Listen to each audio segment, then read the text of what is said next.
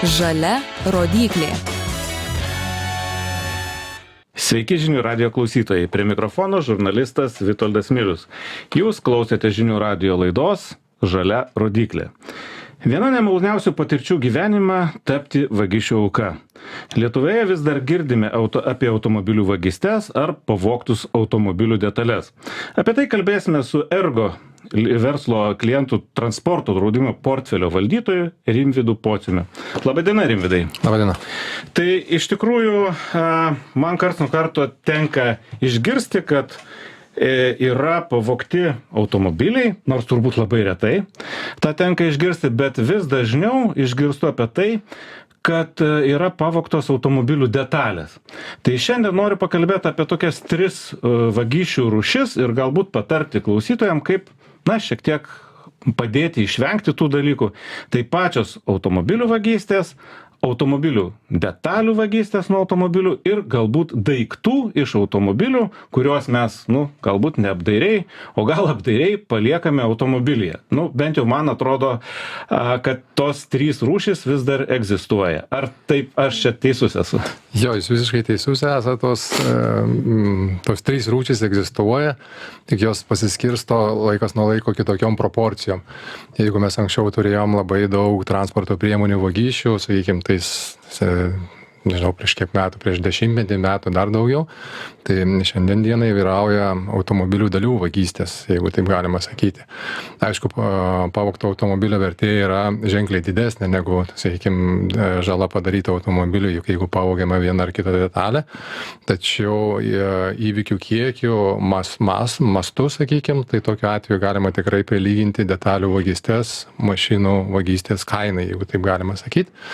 Tai taip, ta prasme, o ta trečia dalis daiktų, taip yra ir daiktų, sakykime, pavogiamų ir dažniausiai, sakykime, tų detalių vagystės arba mašinų vagystės netgi kartais būna įtakoti tų daiktų palikimų, tarkim, paliekamas, nežinau, kompiuteris, sakykime, automobilyje, ar dar kažkokie tokie vertingi daiktai, aišku, tada tokiu atveju vagys ten atidaro dureles, daužia langus, dar kažkas tai tokio ir prie to paties kompiuterio dar sugalvoja kažką tai pasimti vertingo, kas tam yra automobilyje, ką galima greitai realizuoti kažkur tai, sakykime, nelegalio rinkui. Tai gerai, tada grįžkim dar į tą senovę, aš ją prisimenu, kaip iš tikrųjų kalbėjom, kad kažkokie laukiniai vakarai būdavo, mes iš tikrųjų bijodavom ir bijodavom, kad gali pavogti mūsų automobilį, dėdavom ten, ko mes ten nedėdavom į tos automobilius, kokių ten signalizacijų ir visokių slapukų, visokiausių užraktų, metalinių, aš atsimenu visą tą istoriją, ir dabar to tarsi kaip ir nebėra, bet visgi vieną kitą automobilį pavogė. Taip, automobilių pavogė ir šiandien dienai negalima sakyti, kad jų visai nevogė. Taip, tos priemonės, kurios anksčiau buvo toj senovėj, vadinkim, jos pasikeitė kitokiom technologiniam pažangesnėm žymiai priemonėm.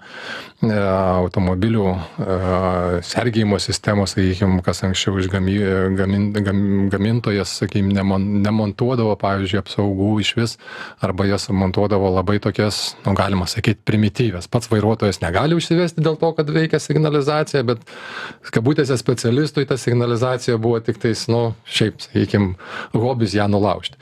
Tai šitoj vietoj technologiniai dalykai yra smarkiai pasikeitę, gamintojai daro tikrai didelę pažangą yra padarę nuo tų, sakykime, ankstesnių laikų.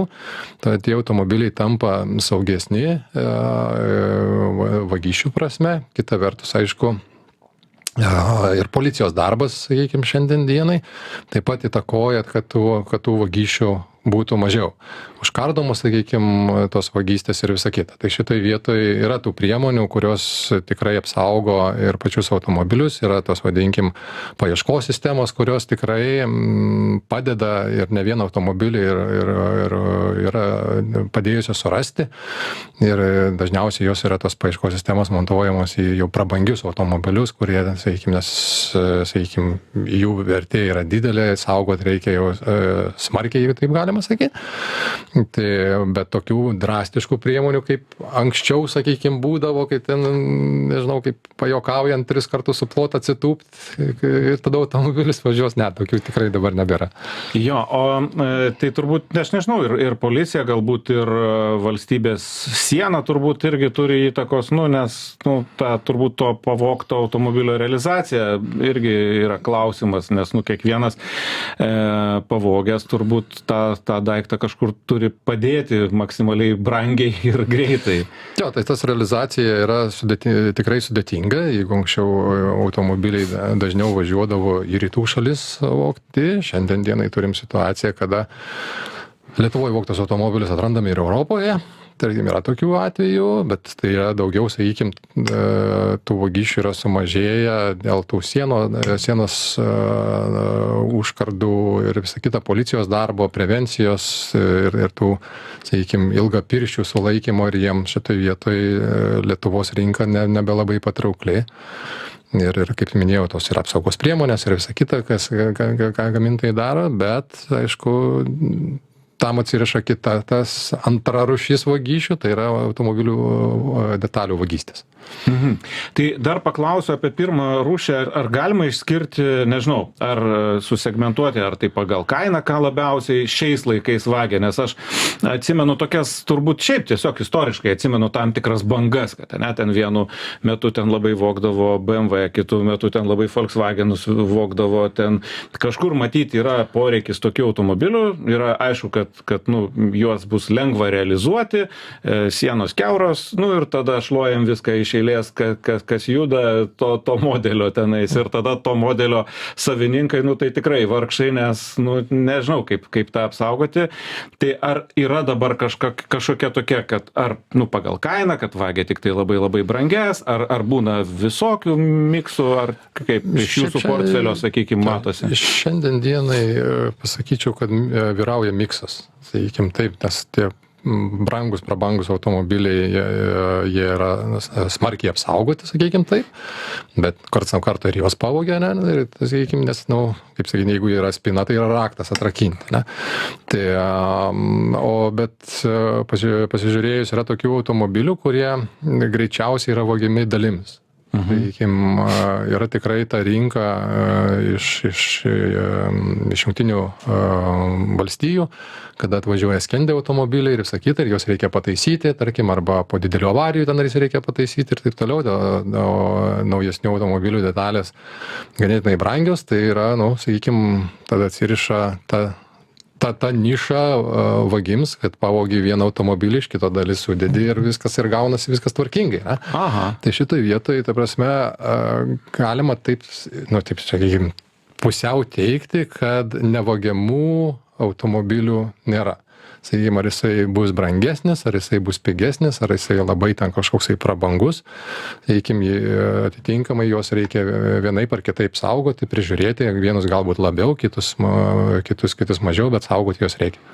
Gerai, tai dabar netgi jeigu ir patį automobilį vagia visą, sakykime, vien dėl to, kad reikia dalių, tai tikrai žinau ir tikrai mano aplinkoje net yra įvairiausių įvykių, kai vagia tas dalis. Tai vis tiek ten žinom apie ir čia nei paslaptis turbūt ir apie visokias lempas, ten priekinės ypatingai ir vidaus įrangą, ypatingai ten turbūt kažkokių tai modelių, kurie yra truputėlį prašmatnesni, ten ar retesni, aš nežinau, gal ten kažkas nori pasigerinti, bet to turbūt yra pakankamai nemažai.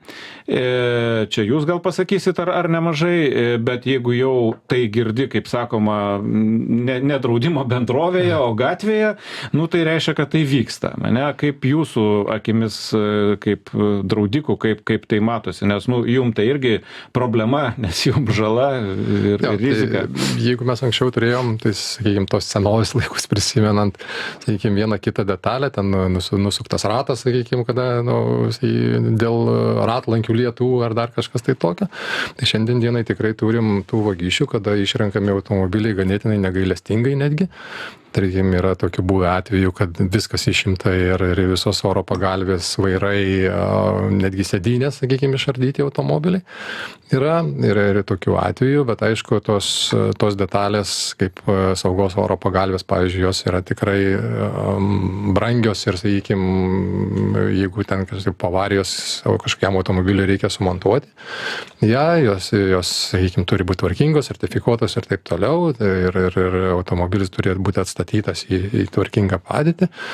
Tai šitai vietai yra tam tikrų automobilių, iš kurių tos detalės, aišku, lengva labai paimti. Tarkim, taip patys vyraujantis tokias tendencijos, kad ne vienas automobilį turim, kuriam pavogtas vairas, kada vaire yra oro pagalvė, ne, tai, sakykim, kur lengviau nusijama, taip pat multimedijos visas, sakykim, jeigu jos yra technologiškai mažiau surištos su pačiu automobilio, kompiuteriais, tai tokiu atveju jos yra. Tai reiškia, kad tai galima įdėti į kitą labai lengvai.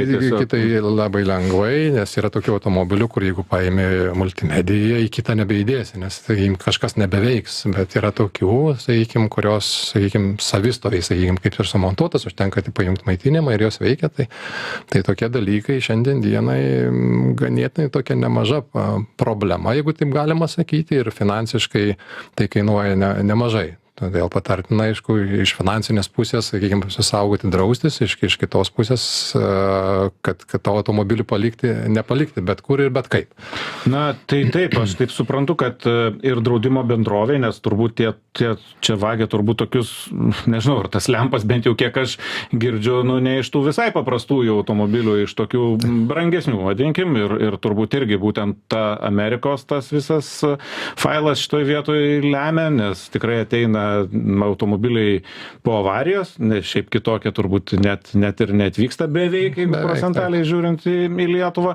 Ir aišku, kad reikia tų detalių ir jeigu susipirkti jas naujas, faktas, kad jos kainuoja labai daug ir dar klausimas turbūt, ar apsimoka apskritai tada jį suremontuoti. Na, kai pavagi, tai viskas ten apsimoka. Tai aišku, kad žmonės patys, jie tarsi atrodo padarė viską, jie apdraudė automobilį, bet nuo togi niekaip nelengviau nei tam žmogui, nei jis nori, kad jam tas lempas pavogtų, nei ir kad ten draudimo bendrovė išmokėtų išmoką ir dar tų lempų laukti ir tą mašiną išdarkyti, ir ta mašina jau pasidaro tokia po vagystės, po viso kažkokio tai to įvykio, jinai mažiau maloni turbūt, kiekvienas tas kažkokios svetimos rankos prisilietimas, nėra čia labai smagus dalykas. Tai ir aišku, draudimo bendrovėm suprantama, kad irgi visą laiką mokėti ten už tai, kad vėl sudėjo naujas ir vėl pavogė, tikrai ne ta idėja. Tai dabar gal yra kažkokių, nežinau, patarimų, sakėm, gerai, vagia lempas, tai ką padaryti tam žmogui, nes vis tiek aš žinau, kad pavagia iš tikrai pakankamai, teoriškai saugių vietų. Yra, sakykime, kaip tos vagystės yra,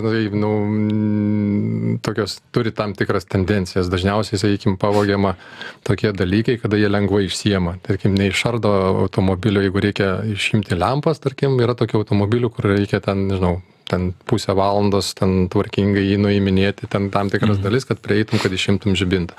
Bet yra tokių automobilių modelių, kurie ten labai paprastai įsiema. Tai, sakykime, yra ir prabangių tokių automobilių. Vienas, pavyzdžiui, iš tokių apsaugojimo būdų gali būti automobilių žymėjimas. Kažkada buvo anksčiau labai populiaru Lietuvoje. Sakykime, ten tam tikras kodas užrašomas ant detalių, ne tik ant žibintų, bet ir, sakykime, ant langų, ant veidrodžių, ant žibintų. Tai tokios žymėtos detalės tikrai nėra patrauklios. Ir iš tikrųjų jų nebevagė. Esam turėję tokių atvejų, kada tos detalės išrinktos yra, matyt, dėl laiko stokos neapsižiūrėta ir tos detalės numestos šalia automobilio. Nes jos tampa vagių akimis žiūrint bevertės, jų nebegalima realizuoti. Tai kadangi tą kodą tas kodas yra matomas, jisai pririštas prie automobilio, žinai, kokiam automobiliu jisai priklausė, tai tokiu atveju, jeigu bus kažkokia tais, per reidą ar dar kažkur tais arba pardavimo metu patikrintas tas kodas ir pamatys, kad tie žibintai vogti, tai aišku, tas savininkas turės nemalonumų. Tai jeigu jis nusipirko tos vogtos nelegalius, tai šitoj vietoj, bet tas žymėjimas šiandien dienai vėl truputėlį yra primirštas, kaip sakant, tokiam bangom eina. Tai šitai vienas iš tokių liaudiškų būdų, tai tikrai tą galima būtų padaryti. Aišku, yra elektroninių priemonių, kurios, sakykime, tos žibintus prabangiom transporto priemonėm dedamas paieškos sistemos, netgi ir į žibintus. Paieškos sistemos. Įdedi kažkokį tai blakę, kaip sakoma. Ta vadinkim blakę, jeigu taip liaudiškai tariant. Taip, tai jau tie žibintai dingsta, bet jos, sakykime, nesudėtingai yra surasti ir šitoj vietoje yra tokia situacija, tik tai tiek, kad aišku, ta įranga yra, kaip ir tokia brangesnė, tai į pigių žibintus tokio dalyko taip neįdėsi, sakykime, daugiau galbūt kainuos tas įdėjimas negu pas žibintus. Bet į prabangius, sakykime, žibintus tikrai yra ne vienas, sakykime, ir mūsų klientas yra jau nukentėjęs, kaip jūs sakot, kad pakartotinai vis ten pasitaiko, ta prasme, tai tokiu atveju yra, tai esam suradę tokių žibintų, tokių detalių.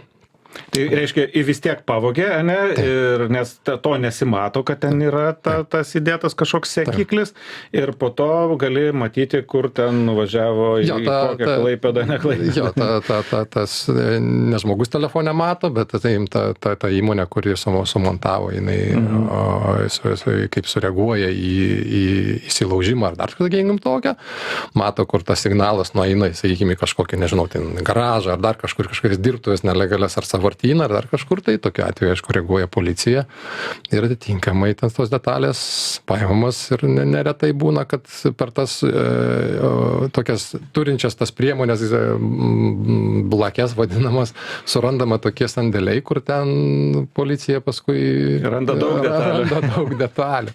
Tai šitą vietą, bet iš tokių čia elektroninių jau šio laikinių priemonių. Aišku, iš tų, kurios liaudiškos paprastos, tai aišku, tai yra apšviesti kiemai, saugomos aikštelės, nenumetimas mašinos bet kur ir bet kada, sakykime, tai užrakintos durys ir visa kita, tai sakykime, ten.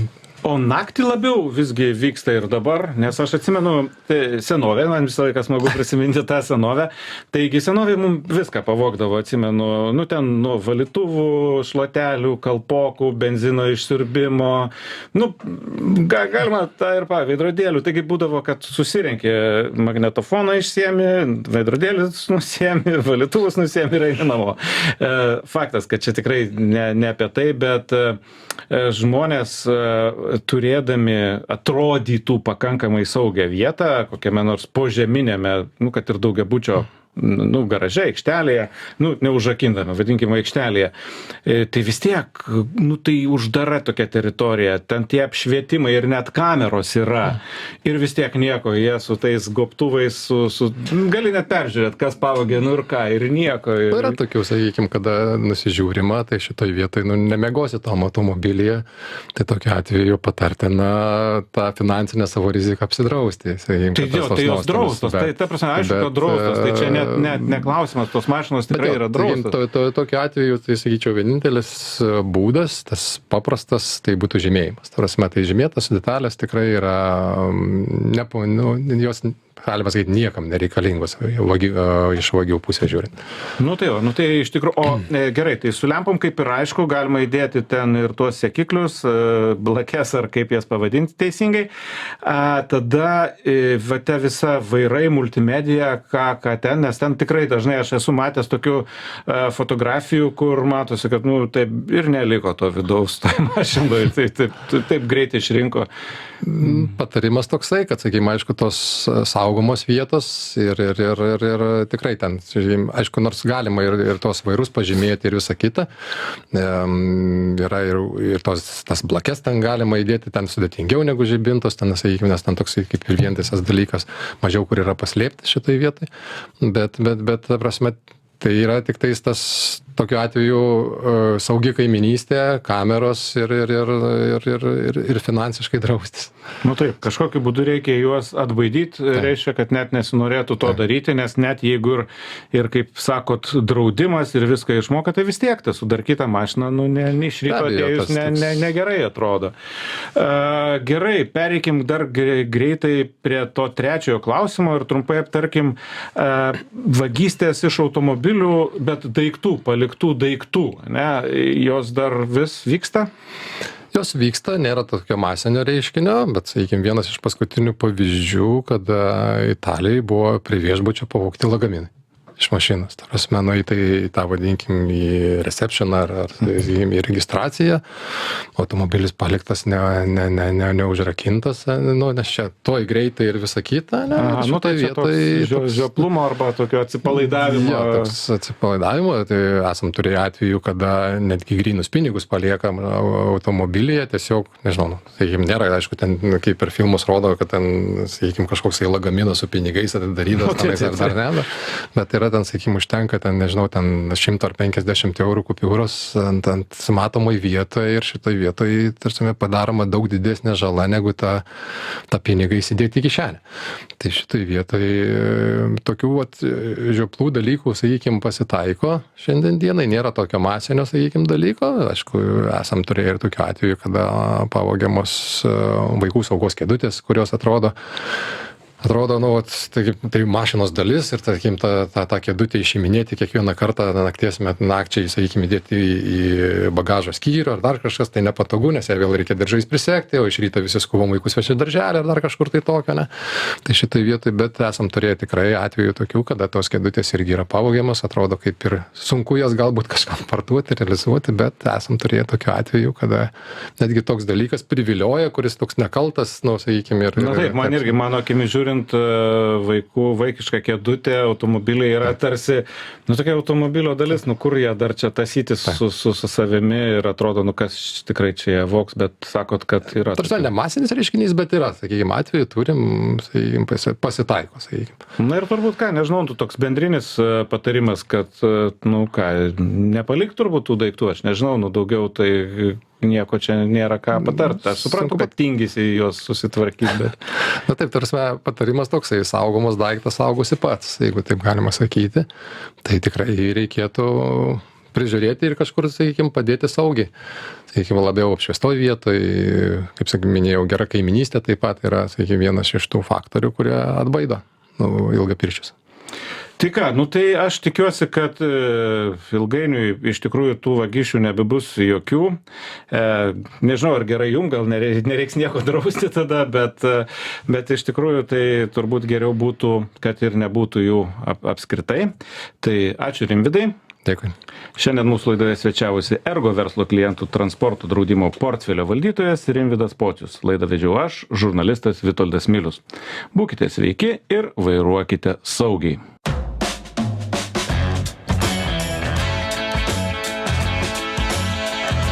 Žalia rodyklė.